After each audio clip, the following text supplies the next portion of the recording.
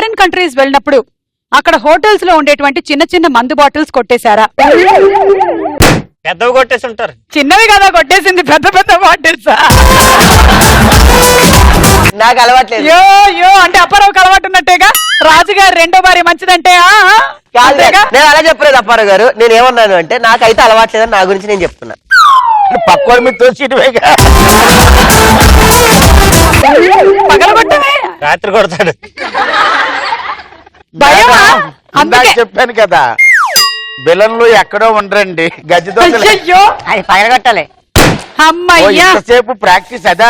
దీనికి అద్భుతాలు సృష్టిస్తానన్నాడు.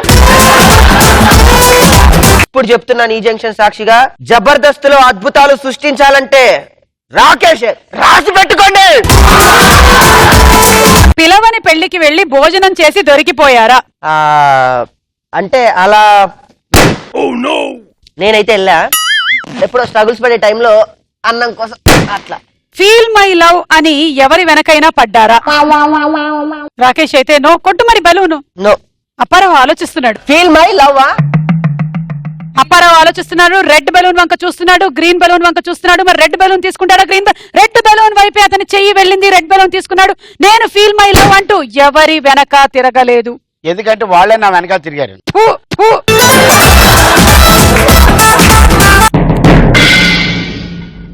ఏంటిది పెళ్ళొద్దన్నాడు, ఇప్పుడేమో అవునంటున్నాడు. అవును, ఒక అమ్మాయి నచ్చితే ఆ అమ్మాయికి లవ్ ఎక్స్ప్రెస్ చేయడంలో తప్పులేదు. మీరు చాలా బాగున్నారు, నేను మిమ్మల్ని లైక్ చేస్తున్నాను అనేది కూడా ప్రేమే. ప్రేమ అంటే కేవలం ప్రేమకి ఆ మీనింగే రాదు. ప్రేమ ఒక అమ్మని ప్రేమిస్తాం, తల్లిని ప్రేమిస్తాం, అక్కని ప్రేమిస్తాం, చెల్లిని ప్రేమిస్తాం, వీళ్ళందరూ నేను ప్రేమిస్తాను. ఎవరి ఫోటో అయినా దిష్టి బొమ్మలాగా వేలాడించాలి అనిపించిందా? ఇది కూడా అప్పారావుకి నోయేనా? ఎవరి ఫోటోను అడగట్లేదు కానీ చెప్పకూడదు, కానీ అనిపించినట్టుంది నీకు. అవును, బాగా అనిపించింది. వాడేనా? వాడేగా. ఎవరు? వాడే. అమ్మో, ఇది ఏదో చేసా. నేనేం చెప్పలేదు, నాకేం తెలీదు. మేము ఎడిటింగ్ లో వాడి ఫోటో వేసుకుంటాం. వాడికి ఇలా 2 కొమ్ములు పెట్టి అని 4 పెట్టి వేసేస్తాం.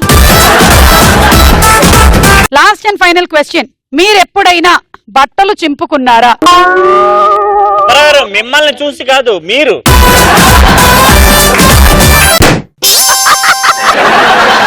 అప్పారావు గారు నో, మీరు ఎస్.